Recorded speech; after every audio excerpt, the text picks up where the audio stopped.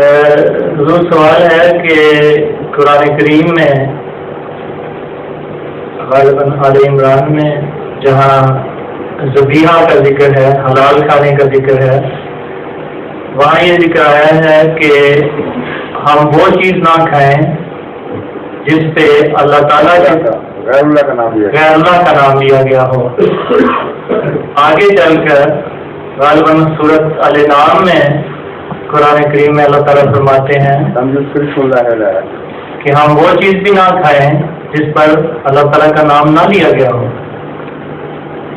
سوال یہ ہے حضور کہ ایسا گوشت جس پر اللہ تعالیٰ کا نام، اللہ تعالیٰ کے سوا کسی اور کا نام نہیں لیا گیا، لیکن اللہ تعالیٰ کا نام بھی لے کر اسے ذبح نہیں کیا گیا، کھانا حلال ہے یا حرام ہے؟ یہ دونوں آیات ایک دوسرے کے منافی سے مخالف نہیں ہیں، بلکہ ایک دوسرے کی روشنی میں نسبتاً زیادہ وسیع مضمون سمجھ آ جاتا ہے۔ پہلی آیت جس کی طرف آپ نے اشارہ کیا ہے، اس سے مطلب پتہ چلتا ہے کہ اللہ کے سوا کسی کے نام پر اگر کوئی چیز ذبح کر دی جائے تو خدا کے ماننے والے اس کو ہاتھ میں نہ لگائیں، اور یہ شرط نہیں ہے کہ اگر بسم اللہ پڑھ لو تو پھر اس کو کھانا جائز ہو جائے گا۔ کلیتاً حرام ہے وہ ایسی چیزیں جیسے مردار حرام ہو جاتا ہے بسم اللہ پڑھ کے، وہ حلال نہیں ہو سکتا، یا چوٹ لگ کے مرا ہوا جانور حرام ہو جاتا ہے، یہ سور حرام ہے،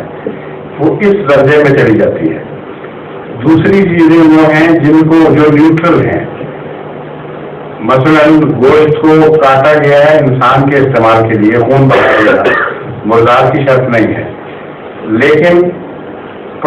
مارنے والے نے اللہ کا نام نہیں لیا، یہ ہے رن یوز کر بسم اللہ علیہا، یہ اس قسم میں آ جاتی ہے۔ اس کے متعلق عام حضرت صلی اللہ علیہ وسلم نے فرمایا کہ اگر کھانے والا کھانے سے پہلے خود بسم اللہ پڑھ لے تو حلال کے بعد بھی اس پر بسم اللہ پڑھی جا سکتی ہے، کیونکہ اس سے پہلے غلط نیت شامل نہیں تھی، اس لیے وہ نیوٹرل درجہ رکھتی ہے۔ چنانچہ حضرت عائشہ صدیقہ رضی اللہ تعالیٰ عنہ کی روایت ہے جو بخاری میں درج ہے کہ ایسا گوشت آتا تھا جس کے متعلق ہم نہیں کہہ سکتے تھے کہ وہ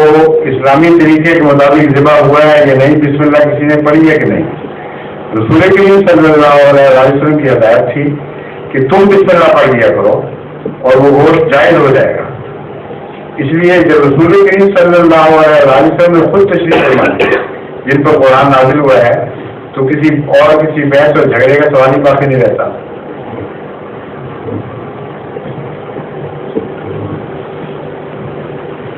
ظہور